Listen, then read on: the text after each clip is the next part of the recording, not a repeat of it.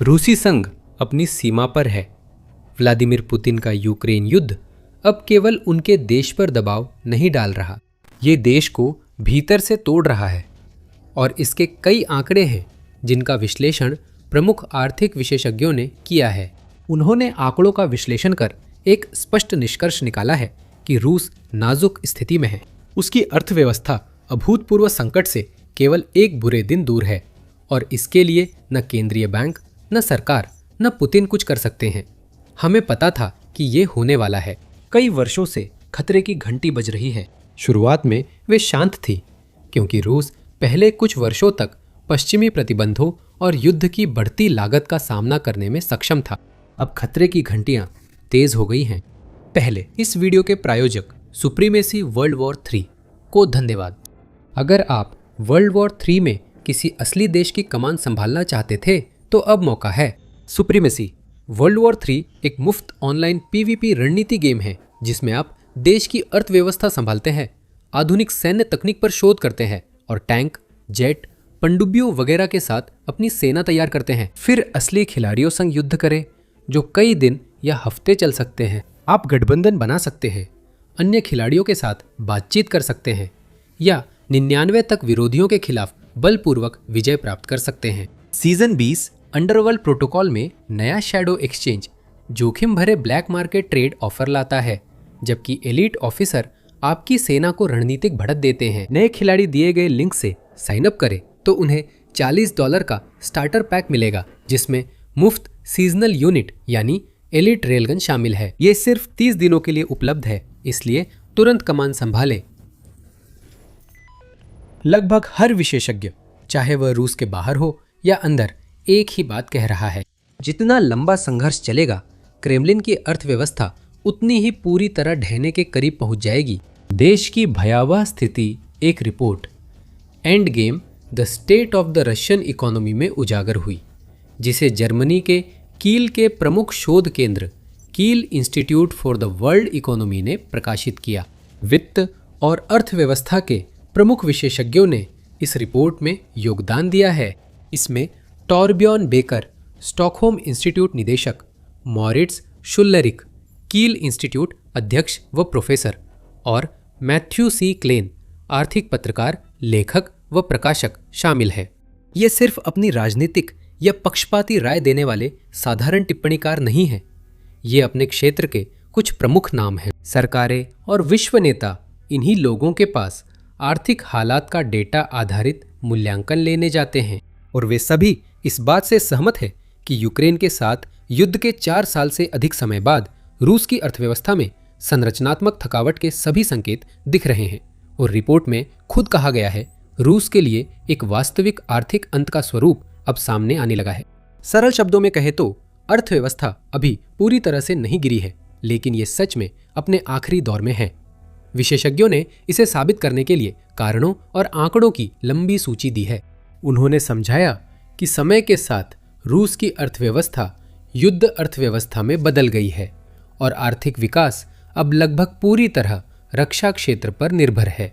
दूसरे शब्दों में कहे तो भले ही रूस ने 2023 और 2024 में जीडीपी वृद्धि के उचित स्तर बनाए रखने में कामयाबी हासिल की और 2025 में भी कम स्तर की वृद्धि दर्ज की गई, ये मुख्यतः इसलिए था क्योंकि सरकार हथियार खरीद रही थी और रक्षा कंपनियों को भारी फंडिंग दे रही थी, न कि निजी क्षेत्र के स्वस्थ विस्तार के कारण।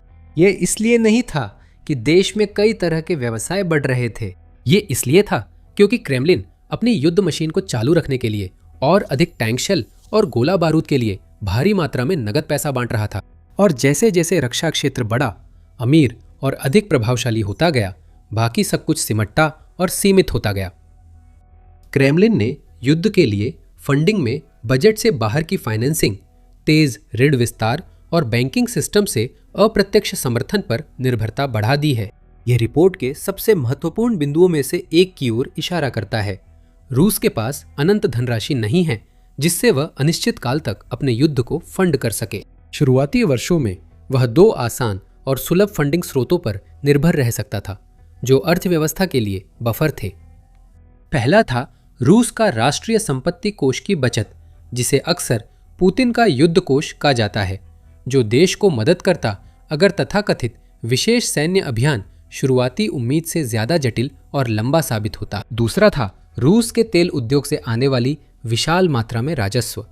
इन दोनों बफर्स को युद्ध ने धीरे धीरे खत्म कर दिया है और इसका एक कारण यह भी है कि अपनी सबसे बुरी कल्पनाओं में भी पुतिन ने कभी नहीं सोचा था कि उनका आक्रमण आधुनिक इतिहास का सबसे बड़ा और खूनी युद्ध बन जाएगा, और ना ही उन्होंने कभी यह अनुमान लगाया था कि यह इतना लंबा चलेगा। कोई भी युद्ध कोष इतना बड़ा नहीं हो सकता कि इस संघर्ष को लगातार चलाया जा सके, और इसमें कोई हैरानी की बात नहीं है कि जैसे जैसे साल बीतते गए राष्ट्रीय संपत्ति कोष में भारी कमी आई है। जैसा कि रिपोर्ट में उल्लेख किया गया है, युद्ध की शुरुआत में राष्ट्रीय संपत्ति कोष जीडीपी का 6.5% था। अप्रैल 2026 तक उस कोष की तरल संपत्तियां घटकर जीडीपी के 1.8% रह गई है, जो 2022 से पहले के स्तर का 1/3 से भी कम है। जो कभी वित्तीय सुरक्षा था, अब उस देश के लिए मुश्किल से ही पर्याप्त आकस्मिक भंडार है, जिसकी अंतर्राष्ट्रीय पूंजी बाजारों तक पहुंच नहीं है।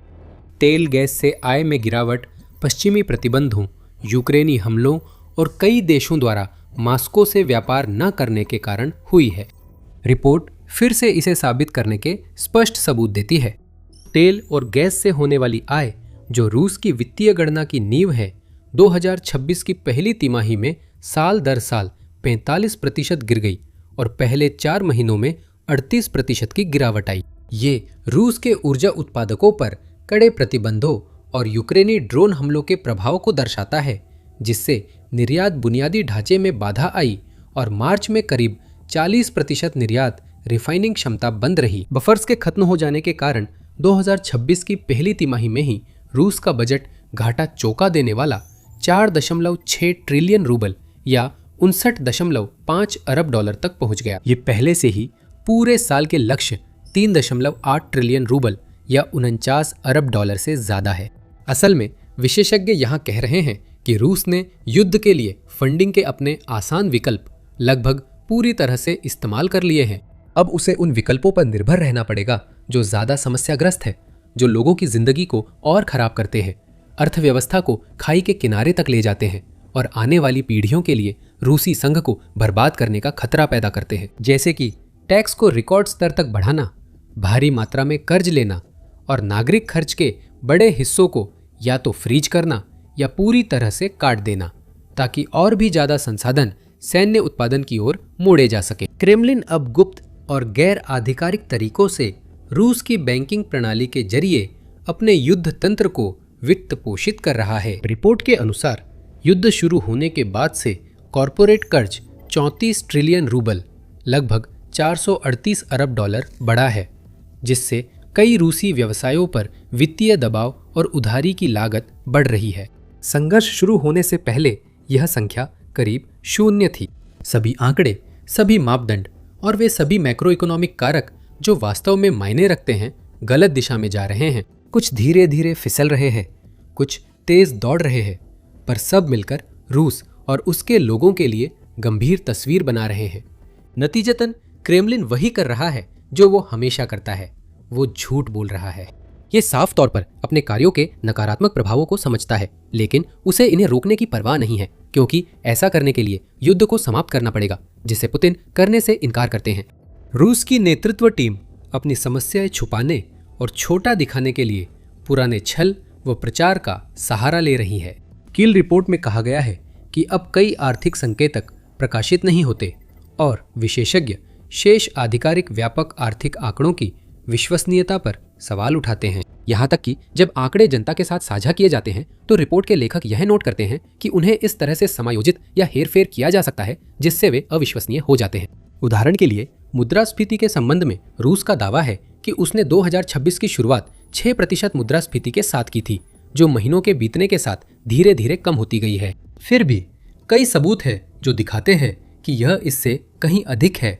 जैसे कि 2026 की शुरुआत में ब्याज दर 16% थी और अब तक इसमें शायद ही कोई कमी आई है।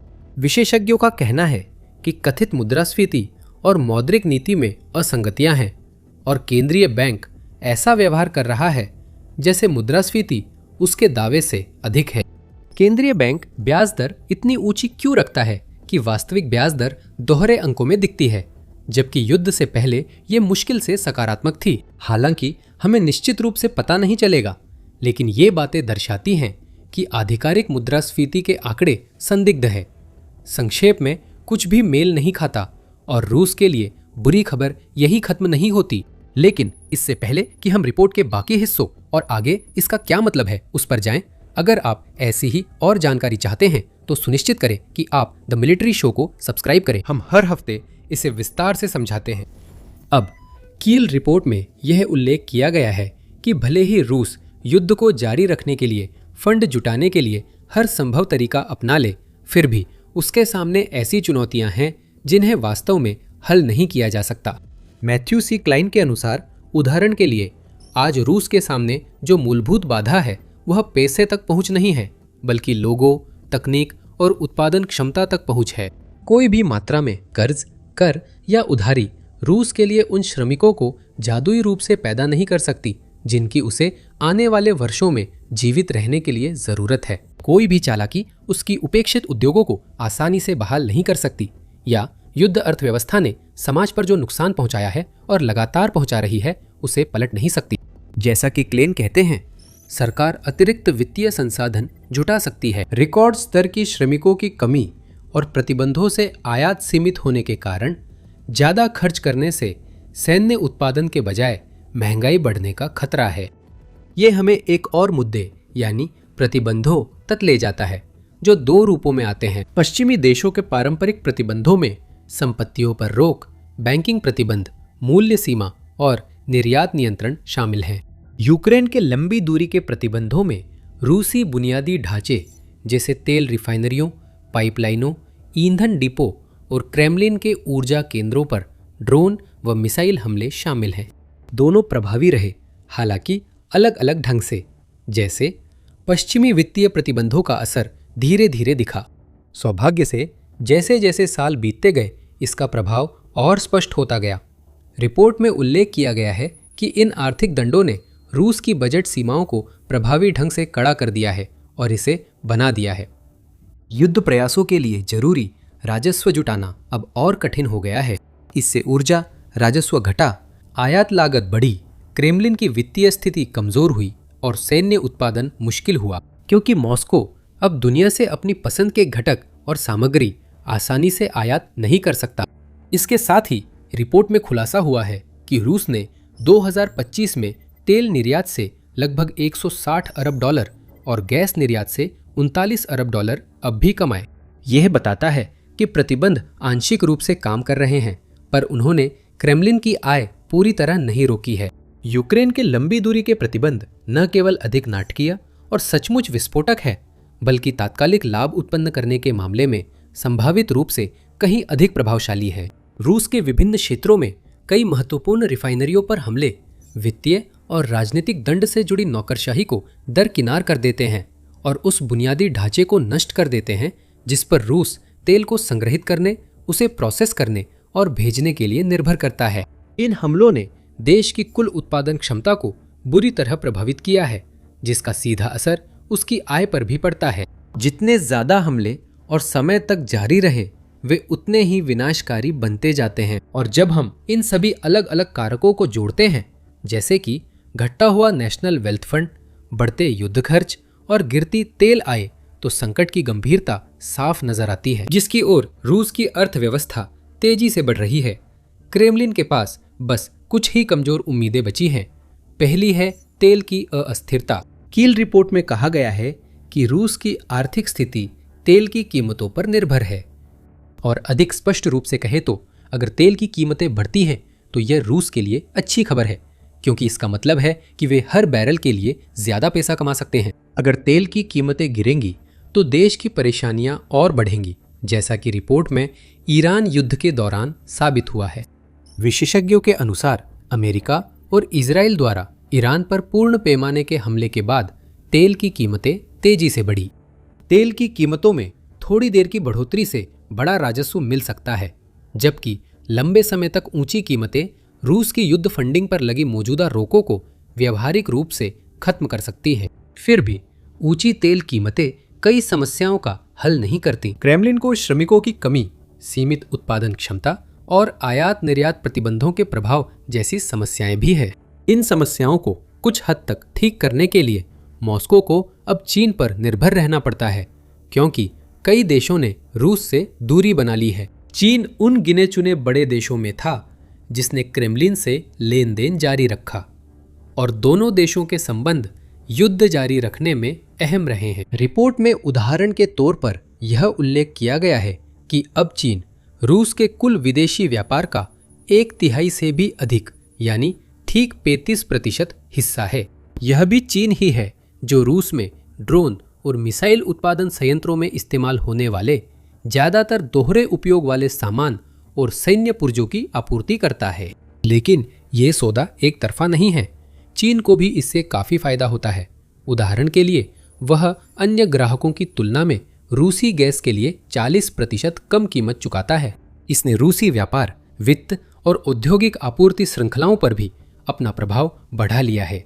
समय के साथ रूस की चीन पर निर्भरता बढ़ी है। अब बीजिंग मॉस्को का सबसे बड़ा ग्राहक, आपूर्तिकर्ता, तकनीकी प्रदाता और वित्तीय जीवन रेखा बन चुका है। रिपोर्ट के अनुसार यह कोई साझेदारी नहीं है, यह एक बढ़ती हुई असमान निर्भरता है। हालांकि दोनों देशों को इस साझेदारी से ठोस लाभ मिले हैं। ये गठबंधन बराबरी का नहीं बल्कि असंतुलित समझौता है, जिसमें एक पक्ष दूसरे की कीमत पर संरचनात्मक बढ़त हासिल कर रहा है। रूस आर्थिक ही नहीं, राजनीतिक रूप से भी कमजोर हो रहा है। चीन इस देश से जितना फायदा उठा सकता है सब ले रहा है। मॉस्को के पास विकल्प नहीं है, उसे बीजिंग की मांगें माननी पड़ती हैं। रिपोर्ट के लेखक स्पष्ट करते हैं कि इसका अर्थ रूस की अर्थव्यवस्था के तुरंत बिखरने से नहीं है। इसके बजाय उनका तर्क है कि सभी आंकड़े यह दिखाते हैं कि देश एक बेहद नाजुक स्थिति में चल रहा है और इसे किनारे से गिराने के लिए बहुत कम ही काफी होगा। और कील रिपोर्ट के आर्थिक विशेषज्ञ ही नहीं बल्कि यूरोप की कई प्रमुख खुफिया एजेंसियां भी रूस के वित्तीय भविष्य को लेकर गंभीर संदेह जता रही हैं। जर्मन अखबार FAZ की एक रिपोर्ट के अनुसार खुफिया सूत्रों ने कहा है कि रूस युद्ध खर्च, प्रतिबंधों, अलगाव और तेल अवसंरचना पर यूक्रेन के हमलों के कारण विस्फोटक स्थिति में है। रिपोर्ट में पहले बताई गई कमजोरियों और जोखिमों को दोहराया गया है। खुफिया विश्लेषकों का तर्क है, उदाहरण के लिए, कि रूस के बैंकिंग क्षेत्र पर असहनीय दबाव डाला जा रहा है। वे मानते हैं कि क्रेमलिन अपनी लापरवाह प्रवृत्तियां छुपाने के लिए बैलेंस शीट को बढ़ा चढ़ाकर दिखा रहा है। वे छुपे कर्जों के बढ़ते बोझ का जिक्र करते हैं जो रूस ने रियायती ऋण और क्रेडिट लाइनों के रूप में जमा किए हैं, जिन्हें बैंकों ने रक्षा कंपनियों को क्रेमलिन के आदेश पर दिया। इन एजेंसियों के मुताबिक अब रूस में कई अधिकारी मंदी को लेकर चिंता जता रहे हैं। उनका कहना है कि नकाब उतर रहा है। रूस बेतहाशा यह दिखाने की कोशिश कर रहा है कि उसकी अर्थव्यवस्था गतिशील, जीवंत और मजबूत है, लेकिन हकीकत अब उस तस्वीर से मेल नहीं खाती। बैंकों के ऋण पोर्टफोलियो खराब हो रहे हैं, व्यवसाय अपने कर्ज चुकाने में चूक कर रहे हैं। 2026 की पहली तिमाही में आर्थिक विकास नकारात्मक क्षेत्र में चला गया। नागरिक क्षेत्र के उद्यम छोड़े जा रहे हैं और केंद्रीय बैंक के बड़े प्रयास भी संकट को काबू नहीं कर पा रहे हैं। साथ ही यह भी कि युद्ध के हर दिन और महंगा होते जाने की बात कही जा रही है। आकलनों के मुताबिक क्रेमलिन इस साल सेना पर तय योजना से कम 27 अरब डॉलर ज्यादा खर्च कर सकता है। इसी वजह से खुफिया एजेंसियां और आर्थिक विशेषज्ञ दोनों ही इस बात से सहमत हैं कि ताकत रूस से उसके विरोधियों के हाथों में जा रही है और अब ये उनके ऊपर है कि वे इस तथ्य का फायदा उठाए। रूसी बैंकों को निशाना बनाने वाला एक नया प्रतिबंध पैकेज क्रेमलिन की अर्थव्यवस्था को संकट में डालने के लिए काफी हो सकता है। तेल की कीमतों में लगातार गिरावट का भी यही असर हो सकता है। कील रिपोर्ट के लेखक कहते हैं कि पश्चिमी नीति निर्माता सोच समझकर इस स्थिति का फायदा उठाएं। वे सुझाव देते हैं कि तेल पर कड़ी मूल्य सीमा लगे और रूस की शैडो फ्लीट को सीमित करने के प्रयास तेज हों। उनका कहना है कि रूस चीन व्यापार की कड़ी निगरानी से मॉस्को के लिए युद्ध लंबा चलाना मुश्किल हो सकता है। कुछ लोग रूस के साथ शेष व्यापार पर यूक्रेन समर्थन शुल्क लगाने की मांग करते हैं। जो देश अब भी रूसी एलएनजी, रसायन और उर्वरक खरीदेंगे, उन्हें अतिरिक्त शुल्क देना होगा, जो यूक्रेन की रक्षा और पुनर्निर्माण में लगेगा। मोरिस शुलेरिच के अनुसार हाल के महीनों में साबित हुआ है कि प्रतिबंध लागू करना असरदार है और निगरानी में और प्रयास जरूरी है। दूसरे शब्दों में कहे तो रूस की बढ़ती आर्थिक कमजोरियां तभी मायने रखती है जब उन्हें स्थायी रणनीतिक बढ़त में बदला जा सके। इस वीडियो के प्रायोजक सुप्रीमेसी वर्ल्ड वॉर 3 को धन्यवाद। विवरण के लिंक से गेम मुफ्त डाउनलोड करें और 40 वाला स्टार्टर पैक पाएं, जिसमें एक्सक्लूसिव एलीट रेलगन सिर्फ नए खिलाड़ियों के लिए 30 दिनों तक उपलब्ध है। अब जानें व्लादिमीर पुतिन की बढ़ती समस्याओं के बारे में और चेचन्या पर उनकी पकड़ कैसे कमजोर हो रही है। इस वीडियो में देखें या इस वीडियो को देखें और जानें कि यूक्रेन ने वह असंभव कैसे कर दिखाया जो नाटो भी नहीं कर सका। और इस युद्ध समेत अन्य बड़े संघर्षों की ताजा खबरों व विश्लेषण के लिए सब्सक्राइब करें।